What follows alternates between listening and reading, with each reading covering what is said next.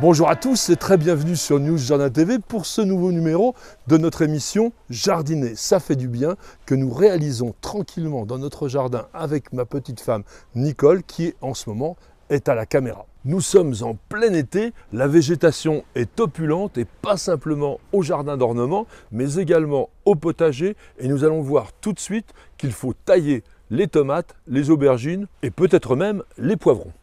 Eh bien, nous avons voulu tout simplement adopter les techniques d'aujourd'hui du jardinage biologique, à savoir on laisse la nature faire les choses. Au mois de mai, nous avons fait une vidéo qui vous a montré la plantation de ces tomates au milieu de notre jardin d'ornement. Ce sont des tomates qui sont greffées. Regardez la hauteur aujourd'hui. Dans un esprit naturaliste, nous avons laissé les tomates se développer librement. Et le résultat est flagrant, c'est bien le jardinier qui fait le jardinier qui contrôle la production, parce que là c'est un foisonnement végétal, les tomates n'ont absolument aucune chance d'arriver à maturité, du moins dans le bas de la plante, et donc il va falloir tailler. Les tomates dites à port déterminé, c'est-à-dire des tomates généralement assez hâtives, mais aussi toutes celles que l'on appelle les tomates cerises, eh bien n'ont pas besoin d'être taillées. Regardez d'ailleurs avec quelle opulence, elles peuvent nous donner des fruits. Et ça, c'est totalement naturel. On n'a strictement rien fait à ces tomates. Les tomates dites à port indéterminé sont capables de se développer quasiment infiniment. On voit bien qu'on a des fruits ici, des fleurs et même tout en haut.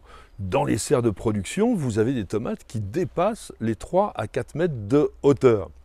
Eh bien nous, les jardiniers, on va essayer d'avoir quand même des plantes plus pratiques et surtout dégagées de manière à favoriser la production des fruits. Et c'est la taille qui va nous permettre tout cela. Avant toute chose, nous allons désinfecter les lames de nos outils qui sont des ciseaux de jardinier. C'est très important pour éviter de transmettre des maladies et notamment des virus. Et oui, il n'y en a pas que pour les humains. On va prendre un produit spécifique anti-résine. Je vais le pulvériser sur la lame.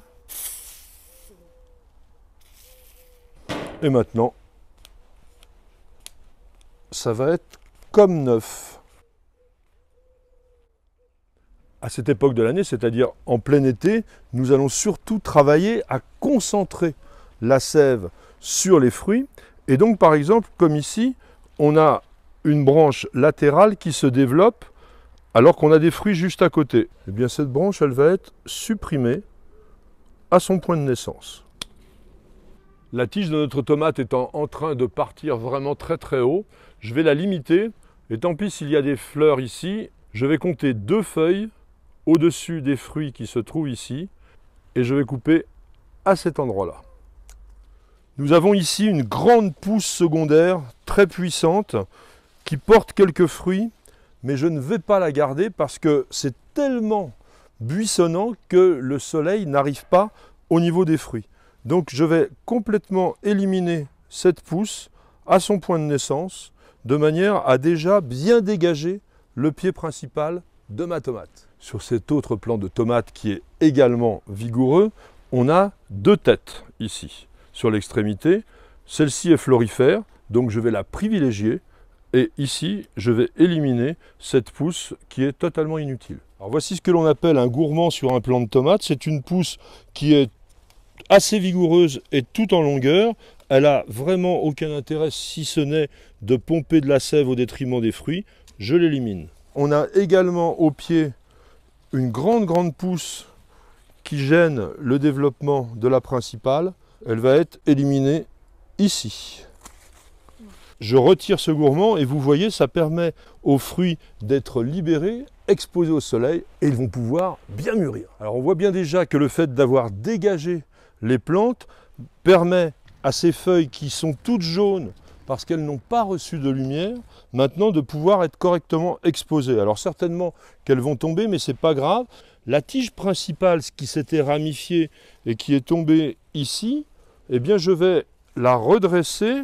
On peut déjà aussi la simplifier. Voilà par exemple, cette ramification ici, j'en ai pas besoin. Donc je vais l'éliminer. Idem ici. On va garder que les feuilles. Je vais l'enrouler sur mon support et l'attacher ici pour que les fruits soient exposés au soleil. J'utilise un lien en caoutchouc souple et qui est creux également, en faisant d'abord un passage qui va assurer la stabilité de ma plante et surtout lui empêcher de se blesser. Et là, je n'ai plus qu'à faire un nœud simple et qui se termine par un second. On voit bien ici que cette pousse secondaire va gêner la maturation de ces fruits. Je vais l'éliminer à son point de naissance, ici. Voilà notre taille assez atypique terminée, mais elle a comme avantage à la fois d'avoir fait monter les fructifications vers la lumière dont on manque vraiment dans ce jardin. Et je pense que nous allons avoir quand même de très très belles tomates. Et maintenant, je vous propose de passer aux aubergines. L'aubergine est une plante voisine ou du moins cousine de la tomate puisqu'elles appartiennent toutes les deux au genre Solanum, mais sa croissance est extrêmement différente. C'est plus frileux, ça a une croissance plus lente et surtout la floraison se fait en moins grand nombre. En revanche, la plante a tendance à devenir assez vite buissonnante et les fleurs qui sont ici par exemple, il va falloir faire en sorte de les privilégier pour qu'elles nous fassent des fruits. Ici, j'ai une pousse qui n'a pas forcément beaucoup d'intérêt. Pourquoi? Parce que j'ai déjà 2 tiges principales et j'en ai une autre derrière qui est pas mal. Je vous propose tout simplement de l'éliminer en conservant les 2 feuilles de la base. Alors attention, les fleurs qui sont là sont des pétunias qui appartiennent également à la famille des Solanacées, mais qui n'ont rien à voir avec les aubergines, c'est simplement pour un effet décoratif. Maintenant que j'ai dégagé la tige principale, on voit bien que nous avons une fleur parfaitement formée. Et pour l'instant, je ne vais pas tailler, parce qu'on va plutôt tailler lorsque la branche possède 2 fleurs, comme ici, 1 et 2. Dans ces cas-là, nous avons intérêt à interrompre la croissance de la pousse principale, ici. Sur la 3e tige que nous avons conservée, on a une fleur ici. On va la laisser bien se développer. Notre taille de l'aubergine est terminée. Les poivrons sont également des Solanacées, mais ils appartiennent au genre Capsicum.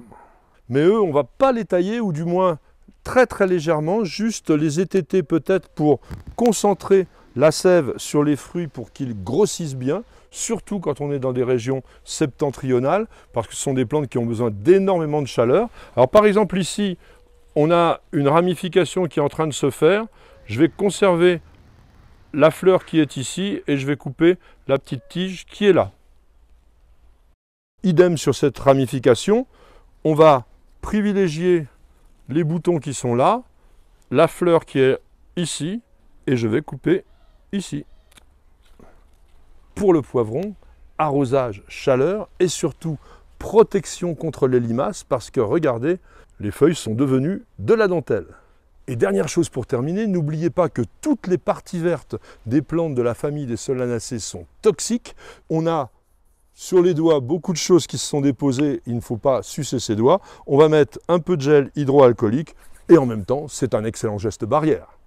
C'est avec Perle, notre petite mascotte, que je vous dis à très bientôt pour un nouvel épisode de Jardiner, ça fait du bien, sur News Jardin TV, bien sûr.